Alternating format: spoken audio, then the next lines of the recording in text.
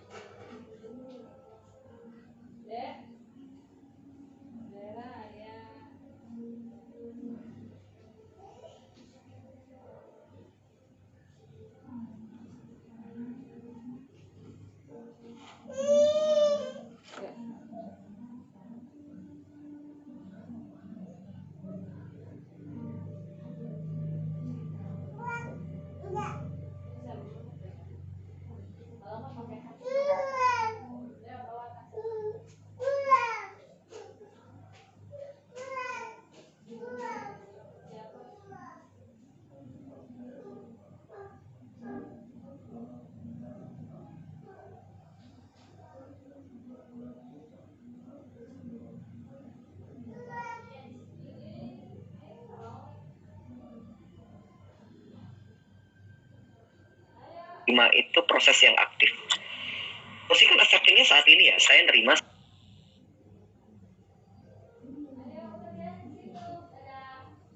Saya lagi sedih. Oh, butuh enggak deh, saya lagi nggak pengen dwelling on emotion. Saya pengen olahraga, maka olahraga.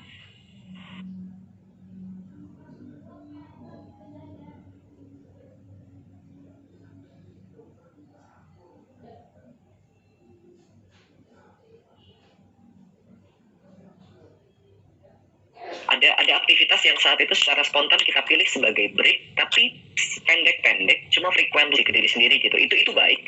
Cuma harus ada tindakan nyata dari kesadaran terhadap emosi tadi. Kita mau ngapain nih? Bisa dimulai dengan melakukan hal-hal kecil yang bisa membantu meningkatkan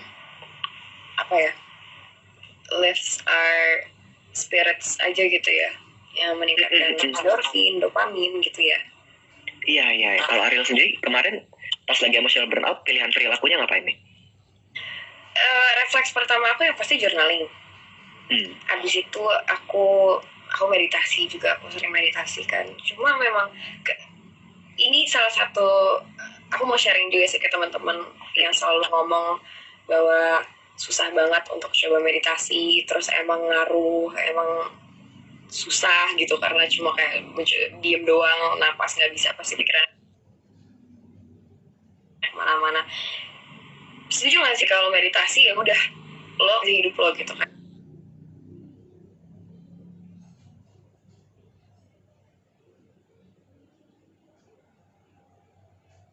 It's a constant thing that you more balance gitu loh. Jadi ya aku sekalian mau itu membuat aku jadi orang yang zen. Jadi ya salah satu yang aku lakuin adalah meditasi diri gitu, bahwa ini akan berlalu gitu.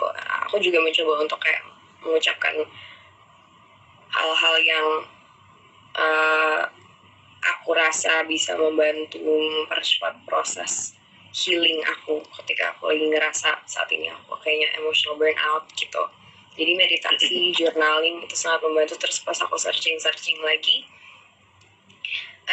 ketika aku tahu symptomsnya dan aku tahu ternyata ada termsnya, aku jadi agak ngerasa lebih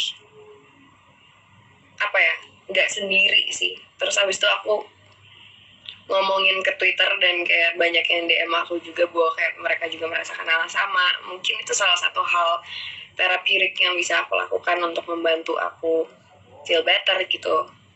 Itu sih sejauh ini yang aku coba lakuin. Dan makanya aku langsung kontak dirimu. Terima kasih banyak loh sudah berkenan untuk hadir dan menerima requestku yang agak sangat dadakan ini. Jadi ya gitu, pengen tahu lebih banyak aja dari dokter Jimmy yang memang paham betul gitu kan. Dengan senang hati. Walaupun kayaknya yang saya pahami itu yang ada di tulisan, kayaknya yang mengalami yang lebih paham. Dokter Jimmy pernah mengalami nggak tapi? Iya pernah sih. Paham dong, lebih paham lagi udah dari pengalaman. Iya. Itu. Dokter dulu, saya dulu nih. Gimana?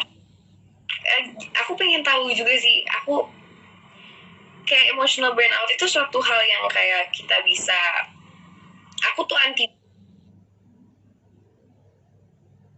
banget self diagnose.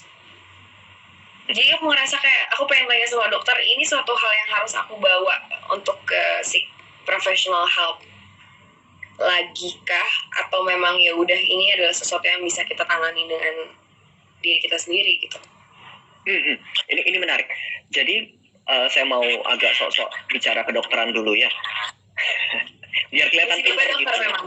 Nggak apa-apa. Emang ya.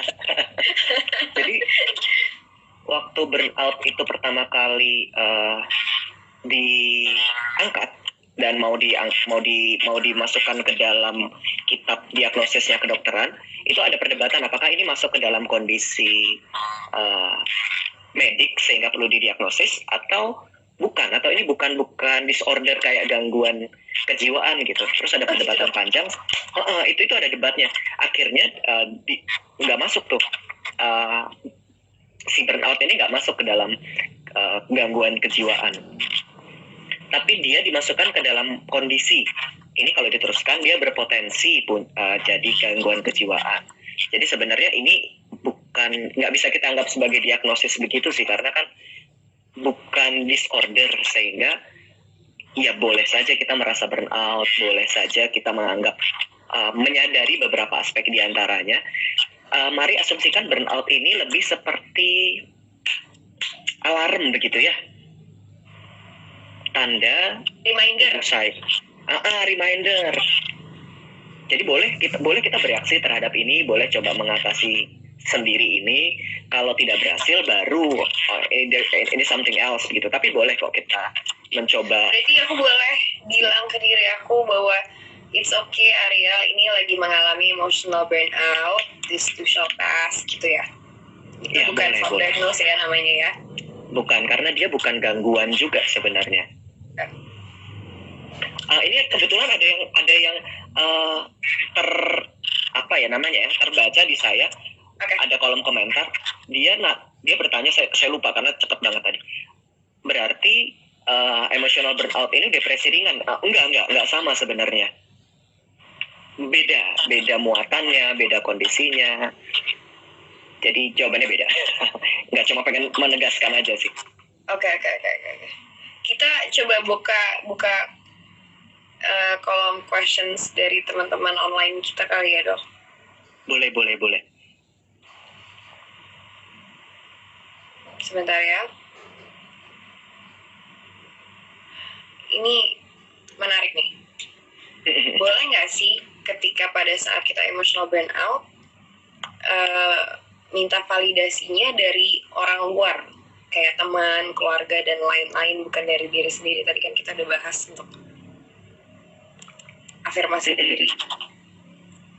Wah, ini pertanyaan bagus juga. Dari orang luar nggak apa-apakah, atau itu harus dari diri sendiri aja?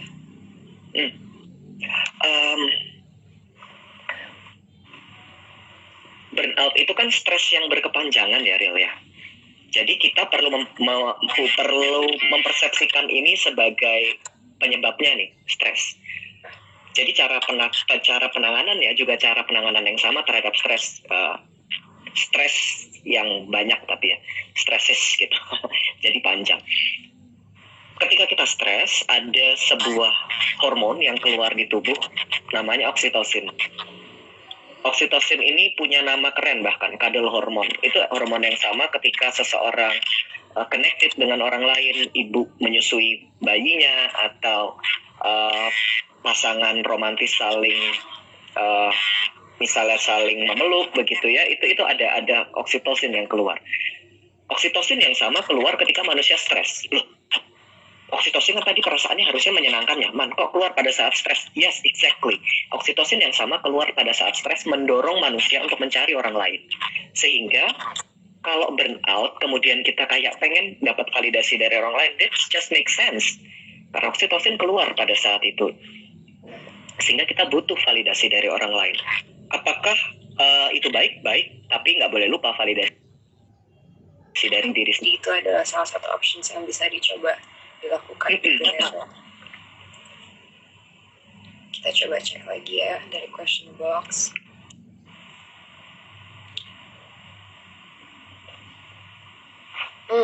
Ada yang nanya, Dok?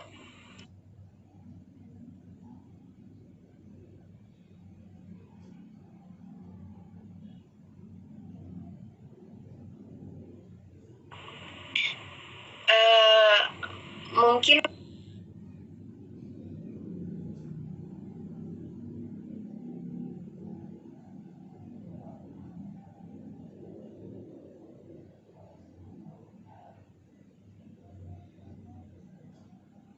nggak sih penyakit tiroid?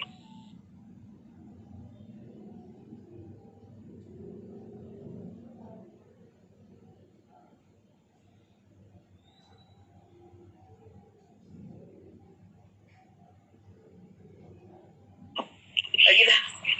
Saya lanjutin, Ariel, apakah suara saya double? Karena Aman dia. Oh, oke. Jadi thyroid itu punya banyak aspek ke tubuh.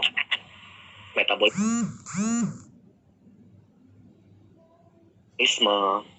terus termasuk feeling. Problemnya ketika hyperthyroid atau hypothyroid, keduanya itu menimbulkan gangguan pada perasaan. Biasanya hiperthyroid itu nanti munculnya kecemasan yang intens, nggak hilang-hilang.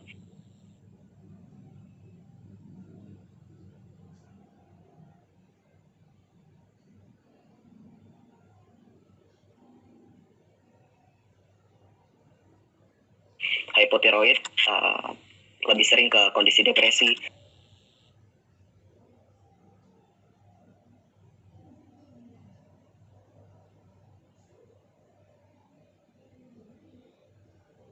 Oh ya udah, saya matiin aja nih AirPods-nya ya. Jadi hipertiroid memang mengganggu perasaan, Arya. Oke. Itu biologically happening.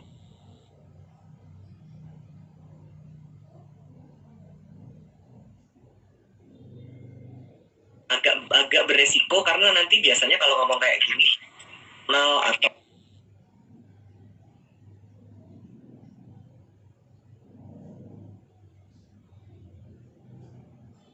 keluarga atau sosial emosional.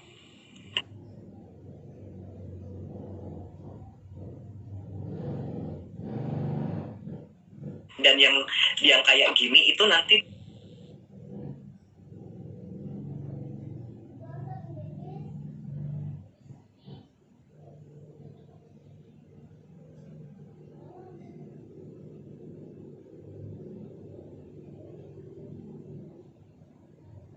selain psikoterapi, obat.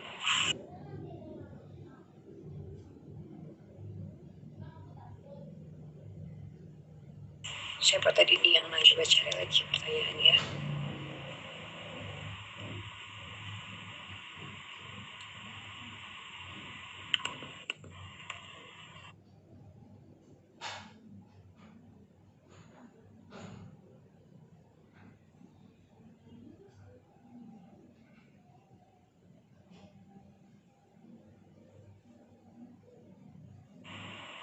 Ada yang nanya nih ke dokter Jimmy.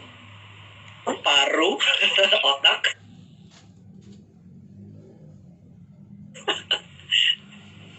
Tuan yang harus selaras ya, Dok. Nggak ada satu yang nggak hidup juga.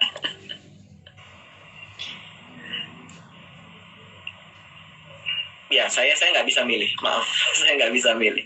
Kalau menurut Ariel gimana tuh? Ya itu sebenarnya menurut aku itu suatu hal yang harus selaras semuanya. Mensana incorpore sano ya, Dok.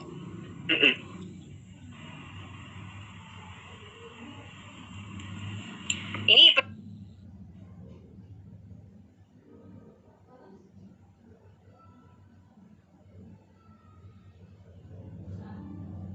pertanyaannya agak-agak di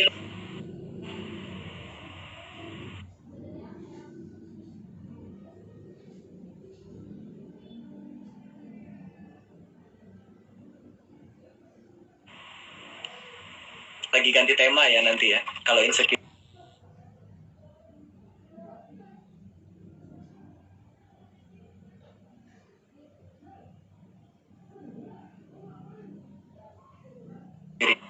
dokter aja yang jawab. By the way, kapan sih manusia nggak stres? Tapi harus ingat kembali lagi grafik yang tadi itu ya dok ya, kalau misalnya memang sudah. Ya, ini bukan musuh, ini lebih ke alarm. Kalau dia udah mulai burnout ya berarti kita perlu mundur sedikit gitu. Dok, dirimu putus-putus. Oh, putus-putus. Oh, sorry. Oke. Padahal pakai wifi, tapi nggak apa-apa. Udah, aman. Oke, aman. Sip. Arif, ada pertanyaan bagus banget nih. Ini ada pertanyaan bagus banget. Kalau lagi emotional burnout, apakah minum alkohol tadi dia nulis membantu atau memperbaiki ya? Saya lupa. Kalau lagi emotional burnout, minum alkohol bisa memperingan tidak? Nah, enggak. Pertanyaan bagus banget ini. Banyak ini di kota-kota besar terutama di desa juga sih. Emotional burnout itu sering diatasi dengan alkohol. Oke. The answer is no.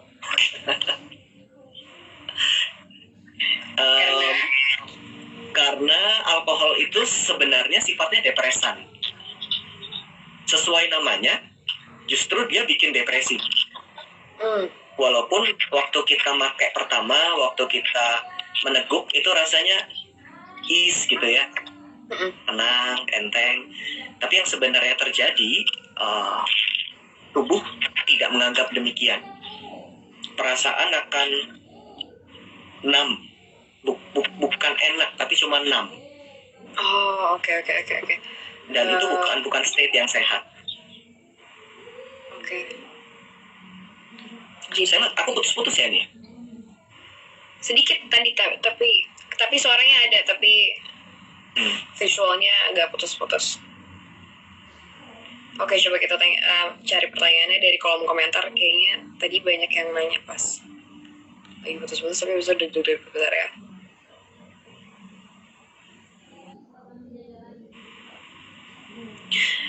Ada yang mau nanya, ada hubungan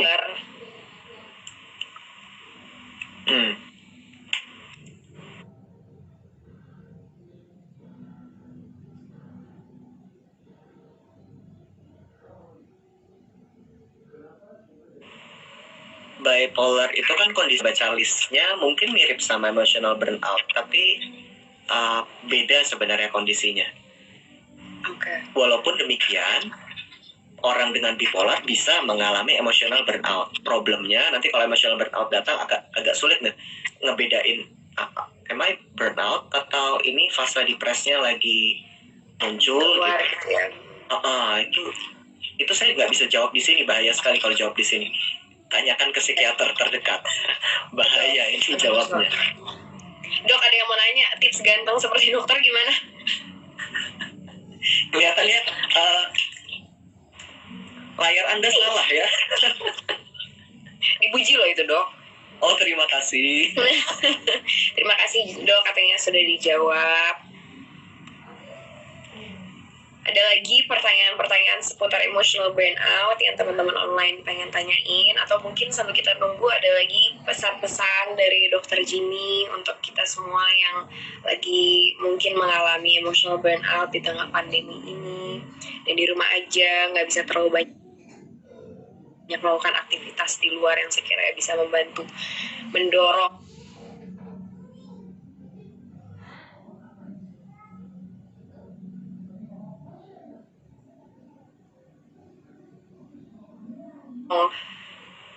endorfin dan dopamin kita.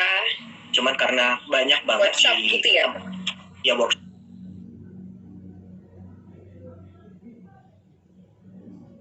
Itu apalah. Jadi ini karena bukan karena hal yang di luar, karena judging ke dalam, karena anger ke dalam, karena shame, karena guilt, karena kalimat-kalimat kasar ke diri sendiri, akhirnya itu jadi stresor di dalam. Coba kita amati teman-teman, pada saat emosional burnout seperti ini, apakah jangan-jangan itu juga diakibatkan suara kita di dalam? Ah, gitu aja nggak bisa, dasar bodoh. Itu teman-temanmu udah pandemi, kamu kok nggak ngapa-ngapain, atau kamu kok nggak kerja gitu. Suara-suara ini itu bikin tambah capek, yang sebenarnya nggak ada. Kita sedang bertanding dengan yang tidak ada. Itu suara yang menyerang diri kita sendiri, itu sebenarnya nggak ada. Maka mari latihkan untuk bersikap lebih ramah kepada diri sendiri ketika pikiran menyerang diri saya. Latihan meditasi memang ngajarin compassion, tapi kita bisa melatihkan compassion di luar latihan rutin meditasi.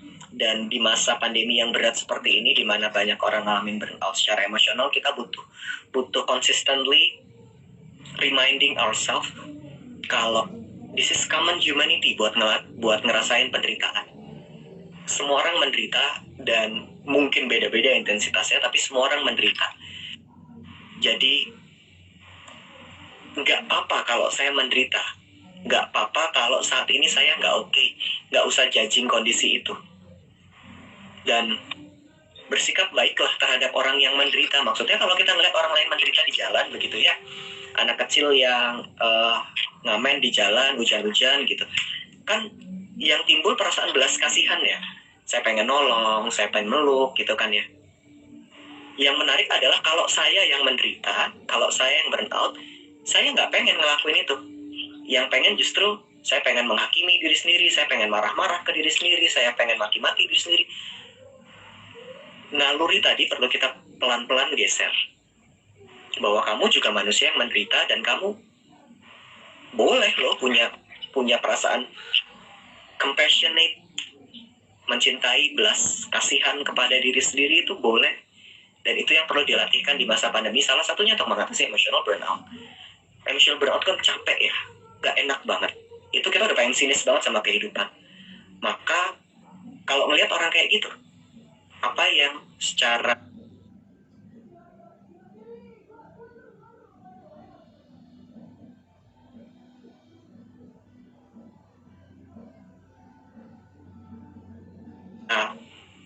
manusiawi perlu dilakukan? Oh, meluk diri sendiri misalnya, self love.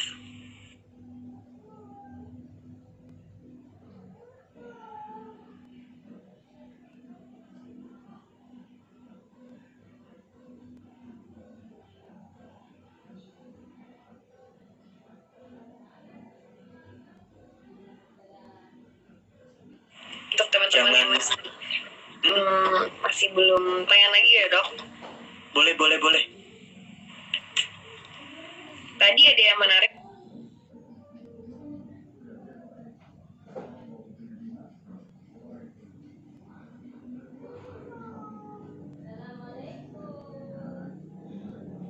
Sih aku baca mirip sama yang tadi. Handap jelasan dok, Iya. coba.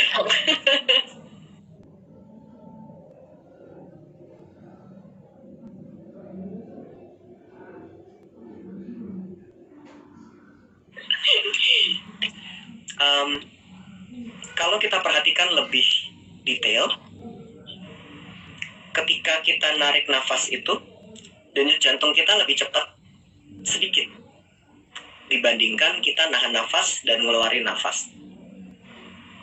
Pada saat ngerokok, nariknya cepat, ngeluarin nafasnya kan pelan.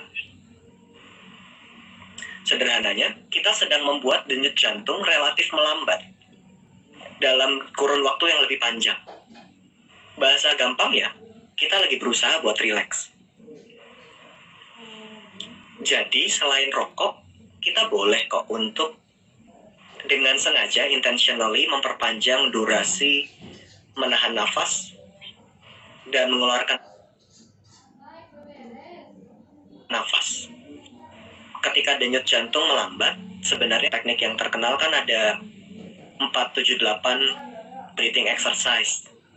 Boleh Nah, itu sekalian boleh. dijelasin dong ke teman-teman juga bisa mulai coba praktekkan sendiri di rumah. Boleh tuh. 478 breathing exercise sebenarnya sederhana prinsipnya.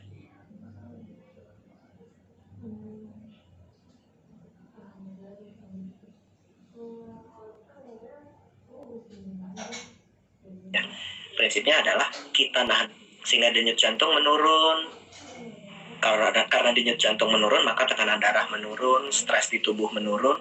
Bahasa gampangnya kita jadi lebih rileks. Oke, kita mau coba sama-sama. Semoga sinyal saya. Prinsipnya sederhana, tarik nafas lama.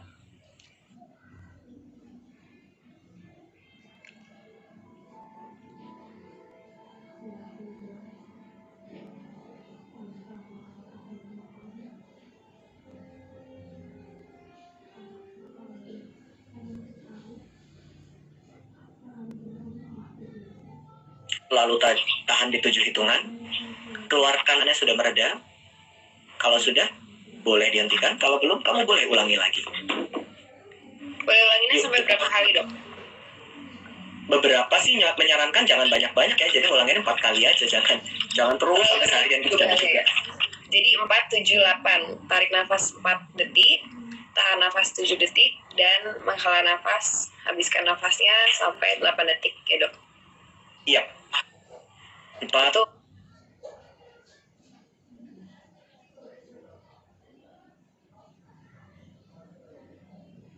Itu useful banget sih untuk aku juga melakukan itu banget. Breathing saran kalian bisa cek.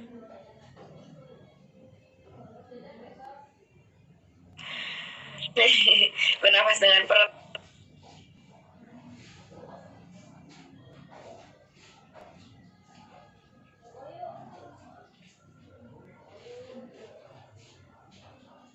Itu sangat membantu karena kita sedang mengaktifkan sistem saraf yang berbeda dengan ketika kita stres kalau kita nafasnya lewat perut. Dokter putus-putus. Oke, sorry. Sinyal saya lagi jelek hari ini kayaknya. Oke. Dengan kita melatih bernafas gimana, Dok? Dengan kita melatih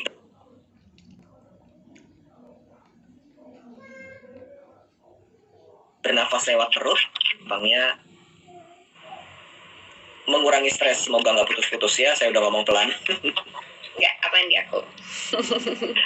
Ya udah, kayaknya pertanyaan itu tadi sekaligus menutup pembicaraan kita malam hari ini. Dokter Jimmy, terima kasih banyak atas waktunya, atas ilmunya. Sharing sessionnya sangat amat insightful. Semoga bukan hanya membantu aku, tapi juga membantu teman-teman online kita di luar sana. Thank you juga Aryo, ini kamu menyediakan waktu buat ngobrol-ngobrol, buat berbagi soal tema yang menurut banyak orang tabu, malah kesering. Thank you ya. Ya sudah kalau gitu, semoga dokter dan keluarga sehat selalu ya, dilindungi selalu. Sampai bertemu, semoga kita bisa bertemu secara langsung secepatnya. Amin. Thank you ya, semoga pandemi selesai. Amin. Sehat-sehat selalu, Dok. Thank you Ariel, sehat-sehat juga ya. Terima kasih juga teman-teman online yang udah gabung sama kita sampai selesai, yang udah nanya-nanya. Maaf juga kalau semuanya nggak bisa terjawab. Sehat selalu, stay safe. Bye-bye.